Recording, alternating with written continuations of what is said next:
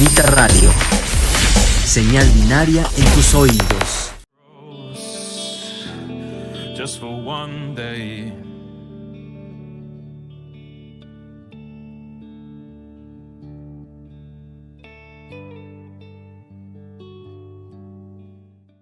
Muy buenas tardes, tengan todos ustedes bienvenidos a una sesión más de Estante de Grita Radio. Mi nombre es Axel Barceló, and today I am very happy to have a very special guest that has a lot of good news going.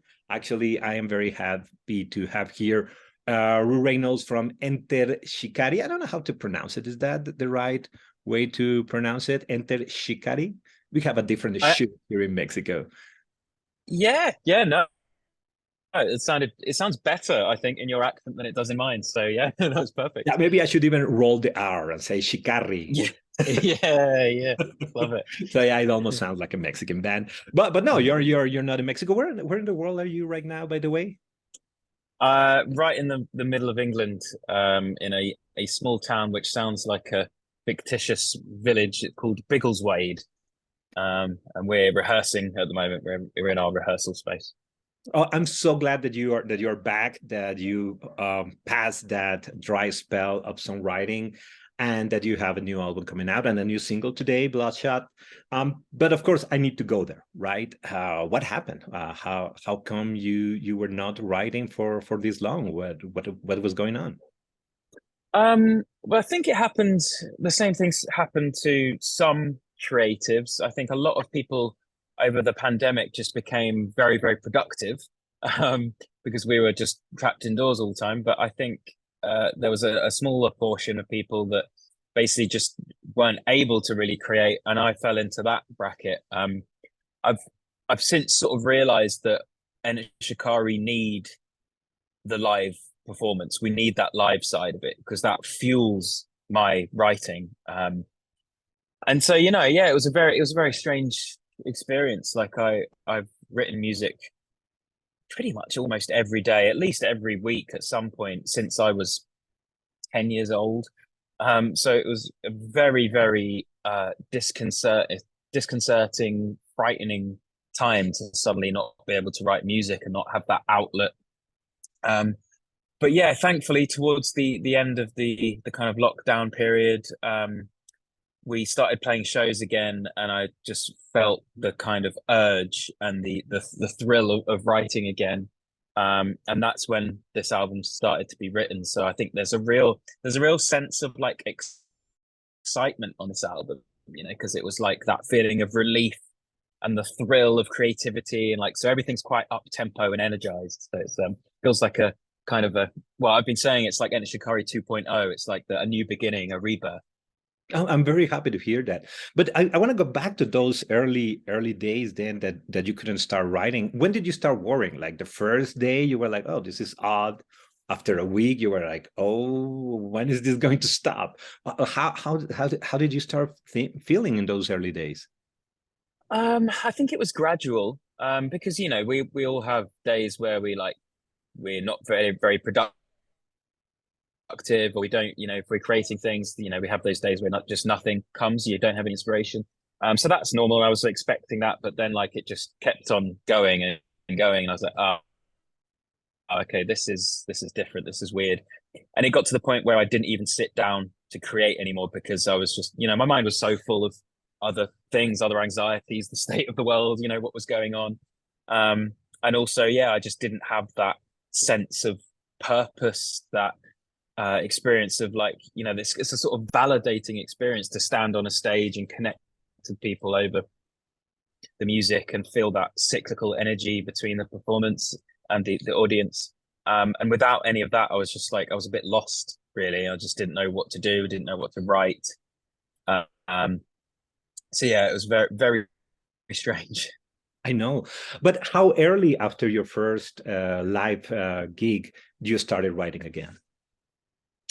It wasn't like straight away. Even though the first show we played was it was the Download Festival pilot. So the government here were putting on like a few shows to test, whether they could still work during the kind of pandemic whilst it was still very intense. And the first festival that they did as a trial was the Download Festival pilot, which we headlined, and it was, I mean, it was euphoric. It was incredible. People had been trapped inside and hadn't experienced festivals for a year and a half. And so it was a beautiful day, but I certainly felt the thrill, but it didn't just like suddenly I was able to write again. It was still very gradual. It was like, oh, okay, there's a few ideas, and I feel like a bit of excitement coming. And it was over about 6 months that then I was like started to gather new material again. And what about the singles? Were they one of the early compositions, or it took a while till you were like really full-fledged writing and then Well, came the singles? well, Please Set Me on Fire, the first single, that was pretty much one of the first songs I wrote, because It's great. it was about that whole experience. You know, it was about me wanting my soul to be set on fire again by music, by human connection, by, you know, the passionate experience, the euphoric experience of live music, and the euphoric experience of creating, you know, being in the thrill of creativity, that flow state where the outside world disappears and you're just fully focused on this one thing. That was a thrill. You know, both of those thrills I'd missed desperately. And so that's what Please Set Me on Fire was about. And yeah, that was the first song that got finished. Then let's go really way back. So when did you realize that? When did you realize that when you were on stage, that's where you wanted to be, that this was no longer the hobby, that this was going to be your life? That's a weird one, because you know what? I don't even know if I ever had that experience. Like, I knew I always enjoyed it. But we've never been the kind of band who's been like massively ambitious. You know, you get like new bands and artists that come out and they're on the front covers of magazines and they're like, we're going to take over the world. And then like a few years later, you normally don't hear about them anymore. And I never wanted that, you know, I never wanted to just be famous. Like that doesn't even sound very nice. You know, I'm much more interested in like authentic connection with people and communication with people via art. So yeah, it's never something that I've strived for, but I suppose there was the first festival we ever played, again, was Download Festival back in 2006, I think. And that was the first time I remember walking off stage and just being like, whoa, we're an actual band. You know, we're not just playing like small venues to cut, you know, 100 people here in these small cities around the UK. It was like suddenly we're playing to 5,000 people in a tent at, you know, a massive festival. And I think then it was like, oh, I'd like to do this more, you know. But then if so you think that even in your like wildest dreams, like even if everything goes as planned, your goal is never reaching certain size because it's going to limit what you can do, or what is it that about that kind of fame that you want to stay away from? Well, the thing is, I don't think it ever stops. I think, you know, people have talked about this for centuries, really. You can go back to like philosophers talking about the hedonic treadmill and things like the rat race. So like we reach a new state of success and we feel happy and satisfied for a short time, and then we look up to the next step and it just goes up and it never stops. You know, so even like, you know, the richest, most successful people, like they're not happy, they're not content, they always still want more. They're always looking, oh, but there's that person up there who has this and I want that. You know, this seems to be this trait of human nature that I think if we let it guide us, it can be incredibly damaging to our mental health and our just enjoyment in life. So I think for us, if we're able to play venues that are bigger enough that we can bring in some production and make it a show and really make it an experience, you know, it's not just a small stage where it's a punk rock gig. Like I love doing that and I will always love doing that, but I think my real satisfaction comes from creating a show, a spectacle. And so if we're big enough to do that, then I'm more than happy, and I'm very conscious and hesitant of wanting more than that, because I think that's a downward spiral into insanity. But what I like is that you all, when you talk about why you're doing this, you always talk about the audience, right? You always talk about connecting and the people being there. So this is something that is about sharing, right? So what is that you expect from your relationship with your audience? What would be like the ideal audience in an ideal gig? What would you really expect from people to behave or to feel, or what do you want from us? um I think, I don't know. I mean, I don't I get a similar sense of connection from any crowd that is just engaged, you know? Like, I think there are different ways that crowds react all around the world, and it's not like I sort of prefer one way, you know, a crowd that dances or a crowd that just listens. A crowd, you know, I'm just happy to sort of be there, and if people are enjoying themselves and feeling something, I mean, that's it. At the end of the day, you want to make people feel something. You want to remind people that we have a shared vulnerability. So music is the best way to do that, because you play some music and it will make you feel something, and it will usually make people feel the same kind of thing. You know, like, if it's sad music, you're going to feel sad. You know, if it's jubilant music, you're going to feel jubilant, and everyone reacts in the same way. And it reminds us that we're all the same, really. You know, and that's something that is just becoming more and more important as the world becomes more divisive and filled with hate and, yeah, everything else. So yeah. Yeah, I like that you go back to this idea of sharing and building a community, because music can be done in so many ways, right? It can be done for so many different goals. And when one writes, well, I'm not a songwriter, but I can imagine that when you write, you're always thinking then of the people that you are communicating with. You think about the audience, and then when you play live, does the reaction of the audience change the compositions? Like, then you go like, oh, this they like this part, maybe we should make it longer. They didn't like this part, maybe we should get rid of it. Or do you just write and then you present what you had already written? I think there's all, you know, I'd like to say that we don't um we don't let the audience dictate what we play, because that, I think wrong with that. yeah, I think that would be what that's what a proper artist would say. But I think it would kind of be perhaps a lie, because I think we can always sense if there is a majority of the audience that isn't feeling something. You can sense the energy in the room dip, and you don't want that to happen, do you? Like, you want everyone to be enjoying it and feeling connected to it. So yeah, I think there'll always be an audience, will always have an influence. It won't be like a massive influence. At the end of the day, we want to, I I think sometimes, I mean, it depends, like, where you want to put authority, like, because I think sometimes we have had an audience that expect something and want something, and then we'll go, actually, you want this, and they're like, oh, I hadn't thought of that. You know, and I think it's the job of the artist to expand the minds and the expectations of the audience.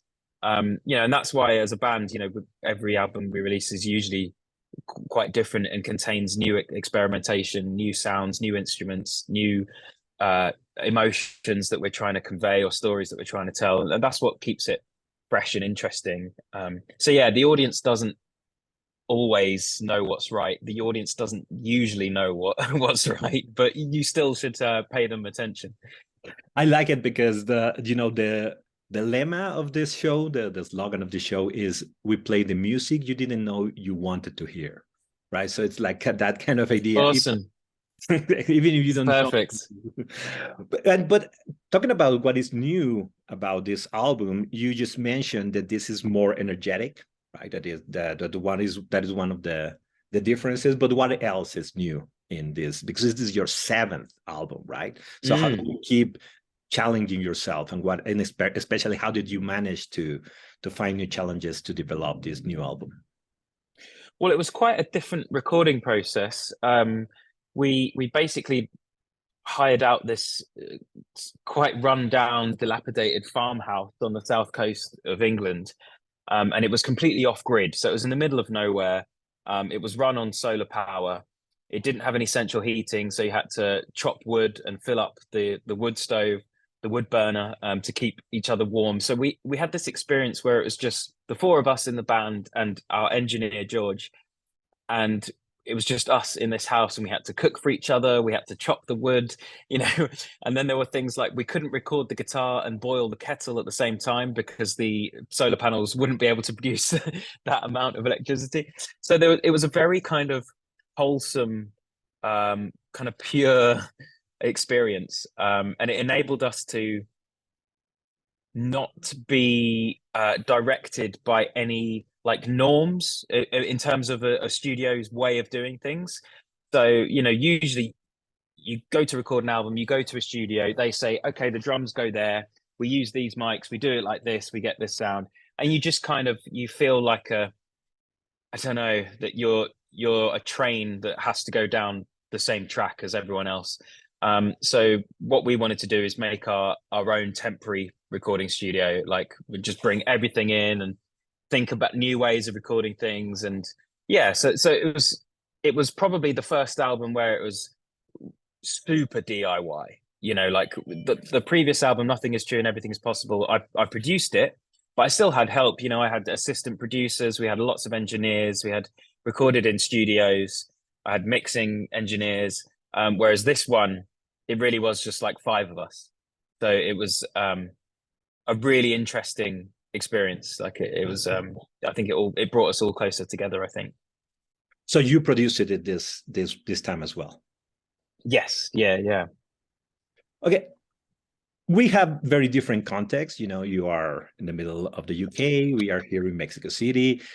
So in order to understand a little bit more where you're coming from, what does it mean to be a rock band right now in your socio-historical context, right? Because there's this talk about rock being dead, but at the same time being a very important part of UK culture and identity. So how do you feel yourself as a rock musician? What does it mean for you to play rock music instead of jazz or salsa or whatever you could be playing? Yeah, I think. I mean, that's it's an even just an interesting point. Like thinking about jazz as like a parallel, Yes. because you know, jazz music is this, like rock music, is this incredible, broad, fascinating historical experiment, really, and it's gone off in all directions.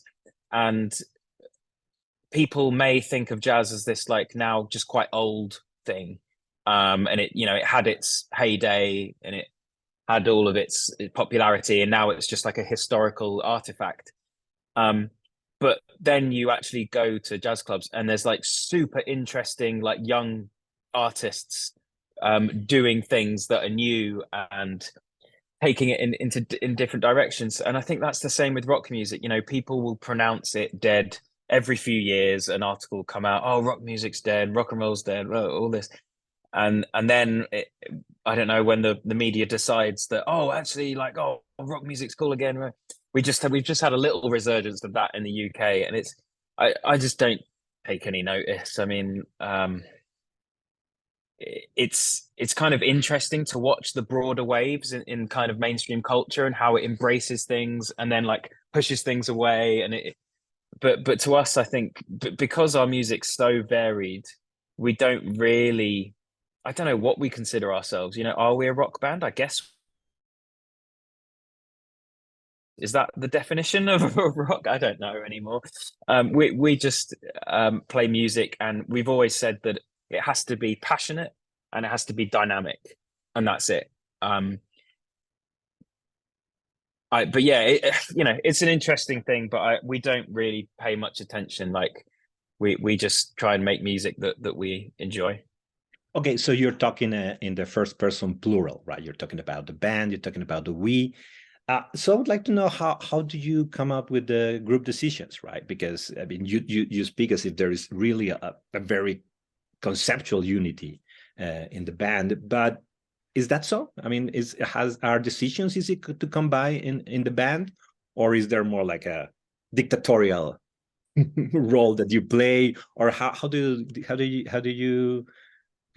you keep the identity and unity of the band? No, yeah, great question. We have a big team around us that we've built up. Our management, our road crew. Everyone sort of it does feel like one big family. But of course, there has to be some kind of decision-making process, and I think it's basically just always between us, our management. I think at the end of the day, because we all feel like a family, we all want what's best for the band, so it's never like we have to distrust someone's thinking around a decision. We know that whoever is putting forward an opinion has thought about it, and it's all in good faith, and they have the right interests at heart. I mean, when it comes to the music, like, I'm the songwriter, so it's maybe that's a little bit more like the power is centered a little bit more, but like it's not to say that we'd ever release anything that like any of us are like truly unhappy with.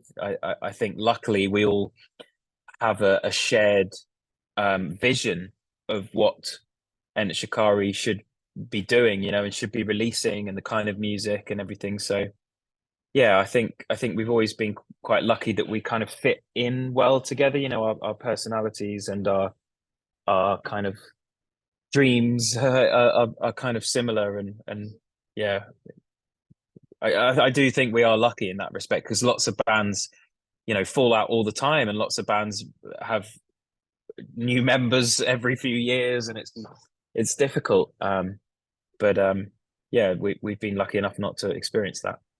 Yeah, that's why I was asking, because yes, I've heard different stories from different bands. So thank you so much for your time. Really, it was a pleasure to be able to talk to you for this few minutes. Thank you for taking Mexico in consideration. Is there something that was left unsaid that you still think is important that our audience knows about Enter Shikari and about this new album? Oh goodness, I don't know. No, I mean, nothing pivotal. But like, hopefully we're gonna make it over to Mexico this year. We're looking at options at the moment, so we're very excited to finally play, hopefully more than just one show. But yeah, we shall have our fingers crossed. Well, we'll be looking forward to that, and thank you again. This was Ru Reynolds, and for those who don't know it, the name of the album is A Kiss for the Whole World, and this is Enter Shikari. Thank you so much, Ru. Thank you. Thanks for having me. You're welcome. And we'll see you later. My name is Axel Barceló. This is Estante Grita Radio. See you later. Just for one day.